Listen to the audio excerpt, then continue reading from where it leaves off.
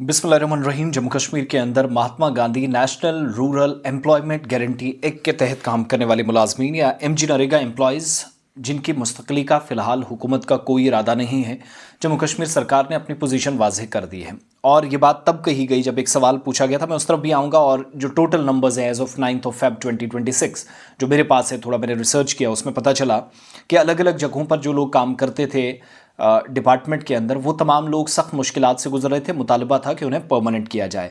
हुकूमत से पूछा गया असम्बली के अंदर कि क्या हुकूमत के पास कोई इस तरह की तजवीज़ है, कोई प्रपोजल आया कि 3800 जो एहलकार हैं जो टोटली कॉन्ट्रेक्चुअल बेसिस पर और टेम्परेरी आर्जी बुनियादों पर काम करते हैं, इनको जम्मू कश्मीर में मुस्तकिल किया जाएगा।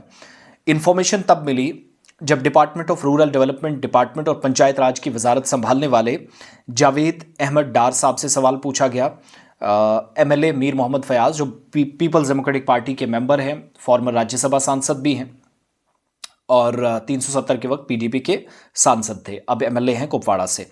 इनसे पूछा गया तो जवाब था कि 3800 सपोर्टिंग स्टाफ, इनसे बहुत सारे काम अलग अलग जगहों पर लिए गए हैं।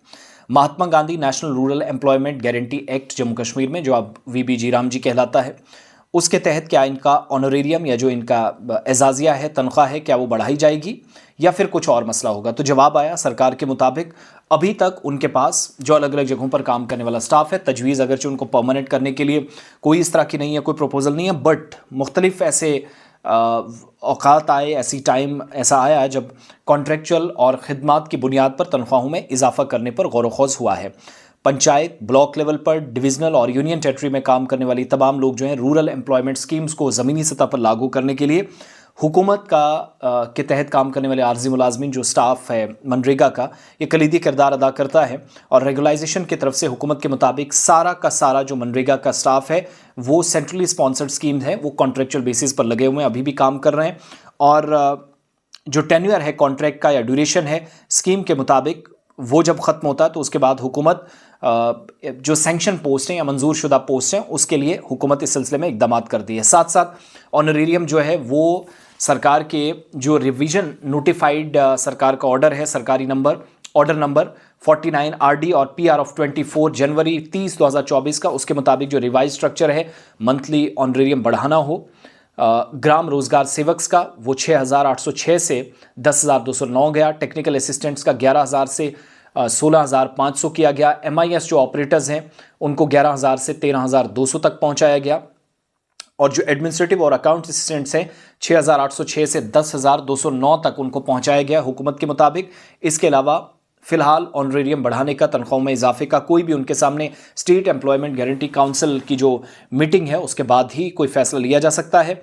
और आप सब जानते हैं मुख्तलिफ जगहों पर ये लोग काम करते हैं। फिर जब हमने देखा तो पता चलता है कि 3800 लोग जो अलग अलग जगहों पर काम करते हैं यूनियन टेरिटरी के अंदर काफ़ी वक्त से हैं। और टोटल जो रफली सैलरी है मैंने बता दी, उसके हिसाब से MIS ऑपरेटर्स हैं, ग्राम रोजगार सेवक्स हैं, टेक्निकल असिस्टेंट्स हैं, एडमिनिस्ट्रेटिव अकाउंट्स असिस्टेंट्स हैं। रेगुलाइजेशन फिलहाल नहीं है, सारी खबरों को बेबुनियाद सरकार ने करार दिया है, लेकिन जहां ज़रूरत पड़ती है उस हिसाब से इकदाम आइंदा बरसों या महीनों में किए जाएंगे। So these are the all जो अभी तक मेरे पास डिटेल्स हैं जो मैंने आपके सामने हुकूमत के ताल्लुक से रखी हैं। रेस्ट इसके अलावा इसी तरीके से मुझे हैरानी होती है कि MCA, MTech, BTech और न जाने कितनी डिग्रीज़ करके वो CIC ऑपरेटर्स हैं। साल 2004 के बाद डिपार्टमेंट को मजबूत करने का काम कर रहे हैं। 10-12 हज़ार रुपये पे इसी तरीके से इनका सिलसिला चल रहा है। और मुझे याद है कि 10,000 पर 20 सालों से आपने जिन लोगों को रखा आला तालीम याफ्ता, वो तो मैक्सिमम ओवर एज भी हो गए हैं। MNREGA, PMAY, SBM scheme, panchayat raj, RDD महकमे की सारी स्कीम्स को इम्प्लीमेंट कराने में भी कलीदी किरदार उनका है।